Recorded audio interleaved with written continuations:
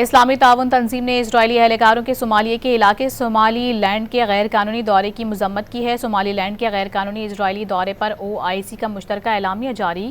اعلامیے میں کہا گیا ہے کہ اسرائیلی اہلکاروں کا دورہ صومالیہ کی خود مختاری اور علاقائی سالمیت کی واضح خلاف ورزی ہے۔ علیحدگی پسند ایجنٹوں کی حوصلہ افزائی ناقابل قبول ہے۔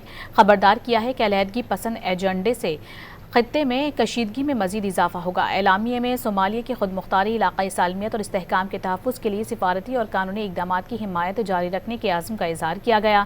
مشترکہ بیان پاکستان، سعودی عرب، ترکی، ایران اور صومالیہ سمیت 50 ممالک نے اس پر دستخط کیے۔ اسلامی تعاون تنظیم نے اسرائیلی اہلکاروں کے صومالیہ کے علاقے صومالی لینڈ کے غیر قانونی دورے کی مذمت کی ہے۔ صومالی لینڈ کے غیر قانونی اسرائیلی دورے پر OIC کا مشترکہ اعلامیہ جاری۔ اعلامیے میں کہا گیا ہے کہ اسرائیلی اہلکاروں کا دورہ صومالیہ کی خود مختاری اور علاقائی سالمیت کی واضح خلاف ورزی ہے۔ علیحدگی پسند ایجنٹوں کی حوصلہ افزائی ناقابل قبول ہے۔